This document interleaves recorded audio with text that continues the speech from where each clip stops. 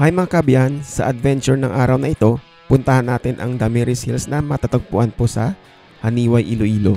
Kabilang ang Haniway sa isang first-class municipality na matatagpuan po sa probinsya ng Iloilo. At may populasyon po ito, mahigit kumulang 63,000 people. Matatagpuan ang Haniway, 33 kilometers northwest of Iloilo City. At dito po tayo mag-umpisa sa bayan ng Pototan, which is another first-class municipality in Iloilo Province. In the end of the video, i-reveal po natin ang mga entrance fee, swimming fee, at saka yung kanilang mga food. So stay tuned and don't forget to subscribe and like sa ating video.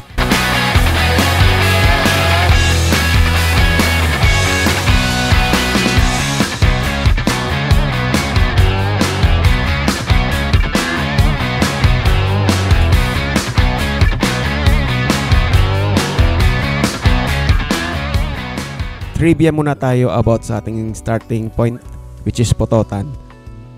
Ang Pototan is a first-class municipality sa probinsya ng Iloilo. And according to 2010 census, which is already outdated, it has a population of 71,000 people. So after 14 years siguro nakapag-increase more than 10%. Ang layo po ng Pototan from Iloilo City is almost 30 kilometers. At malaki po ang Pototan.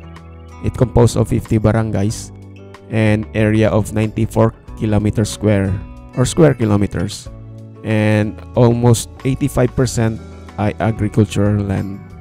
By December in 1997, official na tinawag ang Pototan as the Christmas capital of Western Visayas dahil po sa Iwag Festival.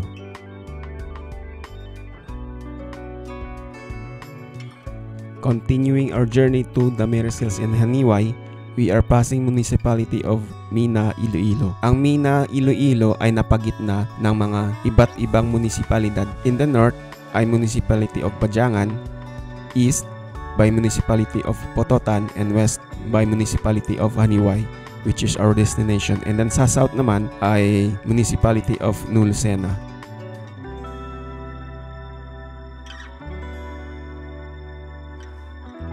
Morning sir, ang Damiris din naman.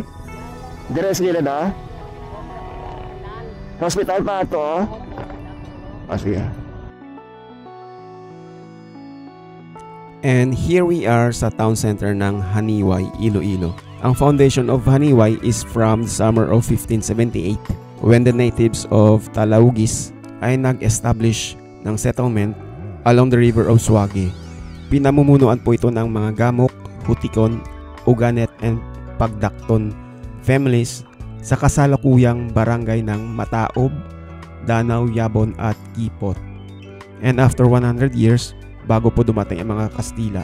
During that time, divided po ang mga settlers ng kasalukuyang municipality of Haniway.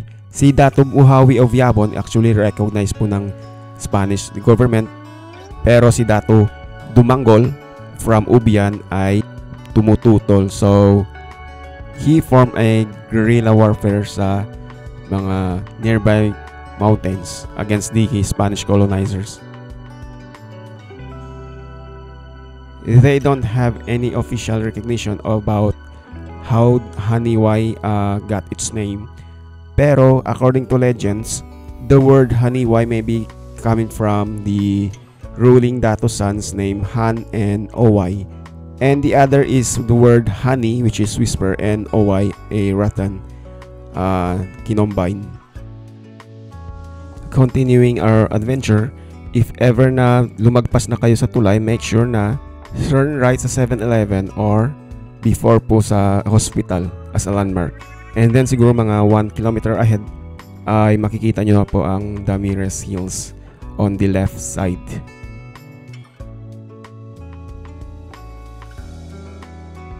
And here we are sa kanilang entrance.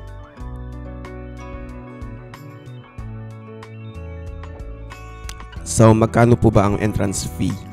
As of this filming the video, the entrance fee is around 150 pesos and you can explore the property for sightseeing. Upon entering, and this will be your view, and look at that. Puro greenery po yung paligid.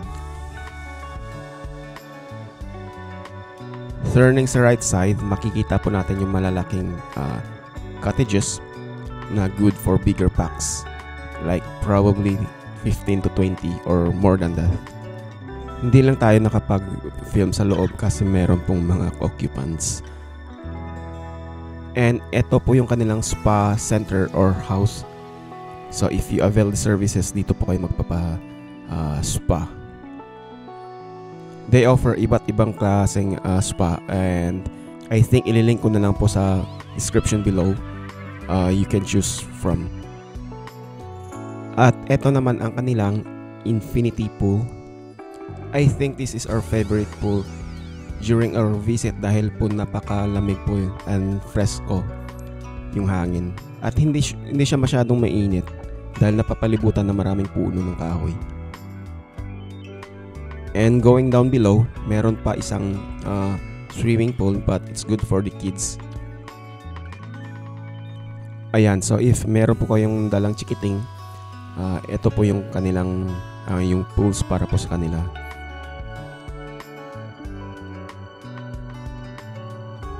At dito naman makikita yung mga smaller cottages nila. Actually, we've been here before sa 2019, before pa ng pandemic. So this is our spot before. If nakikita po natin, medyo binago na po, and they improve a lot. And meron din silang ATV. So if you avail the service, baka ito po yung dadaanan nyo. Isa sa mga attractions ng Damiris Hills is pools. So meron po silang 3 swimming pools. First one is Balay Uma, which is exclusive lang sa mga overnight guests.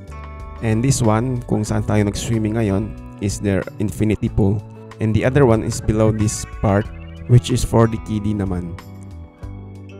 Ang kanilang swimming access is 350, so separate payment po yon, aside from 150 na minimension natin kanina for the entrance fee. About sa corkage fee naman, unfortunately wala po tayong ID. But meron po siyang corkage fee like any other resort sa Pilipinas. I think normal naman yun. Thanks ulit sa pagsama sa ating adventures today.